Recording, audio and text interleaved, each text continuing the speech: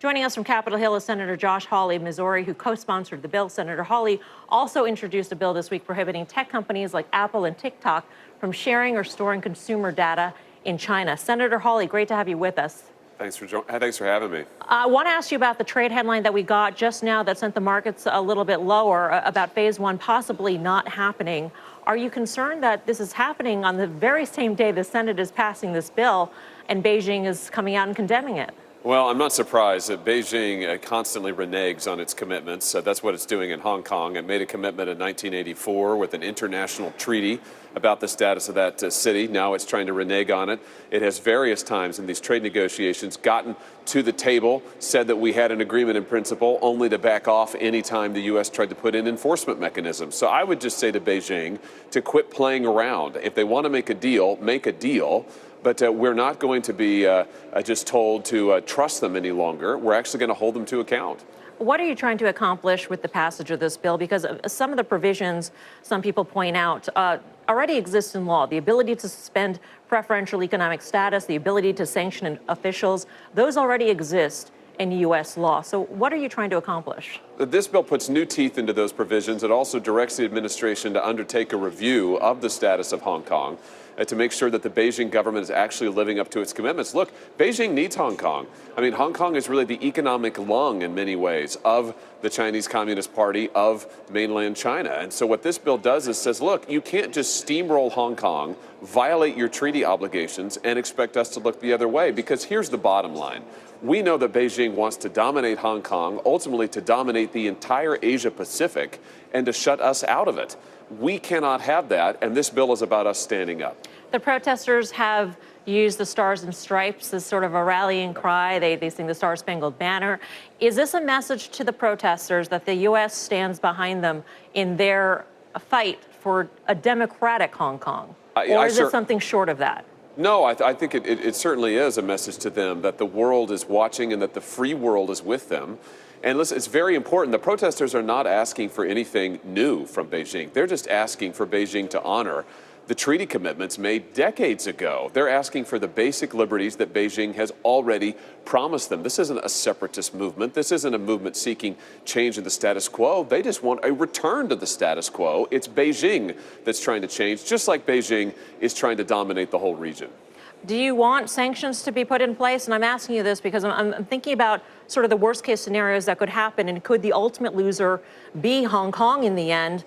If it becomes no longer a conduit for finance into China, if it's no longer a free trade zone, that effectively is the demise of Hong Kong as we know it.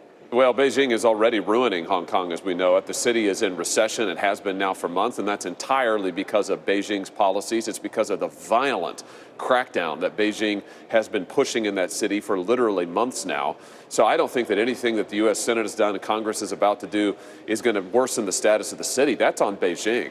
I think it is absolutely vital we stand up to Beijing on this issue, on the trade issue across the board, and say, again, we are not going to allow Beijing to weaponize the international trade system, to build their military on the backs of our middle class, and we're not going to be shut out of the Asia Pacific. There are unintended consequences, though, of course, to every action. Senator, are you worried about the impact on U.S. businesses operating there or operating in China? For so many companies, China is a backbone of growth when it comes to sales. And what we could see is a boycott of U.S. brands. Yeah, I'm not really worried about our companies doing business in China. You're not worried because it won't happen, or you're not worried because you think that standing up with the protesters is more important than the interests of our companies here? I think that our major multinational corporations who are doing business in China have a lot more leverage than they have been willing to use with Beijing. And I would just say to companies like Apple, like the NBA, like Disney, don't become part of Beijing's propaganda arm. Use the leverage that you have in order to stand up for the basic commitments that all Americans agree on. Don't get co-opted into becoming part of the Chinese Communist Party's propaganda machine. The NBA is often singled out, Senator, and yet if you take a look at the number of NBA fans in China, it's double the population of the United States. What leverage do companies have over there? I mean, for some, this is the big market. This is the big kahuna when it comes to markets to serve. American companies have products They have investment that the Chinese Communist Party in Beijing desperately needs. I mean, the truth is that the Chinese market is heavily dependent on American investment, on American technologies. I mean, how has China built its technological sector? It's by forcing these technology transfer agreements from American companies. So they are very dependent on us and on our supply chains. It's time that our companies realize the leverage that they had, and above all, don't allow Beijing to put the screws to you. I mean, this is just the beginning of what Beijing is going to do. It's going to ratchet up the commercial pressure. It's going to use that commercial pressure on our companies to try to get our companies to repeat the Beijing Communist Party line. And again, all the while, it's going to try to grow its influence in the Asia Pacific and ultimately shut us out. That's a scenario we cannot agree to. You want to make progress on forced intellectual property transfer, and yet we need to get that trade deal done. One of the unintended consequences is that a bill like this makes Beijing even more infuriated with the United States. Why not just put this off for a little longer?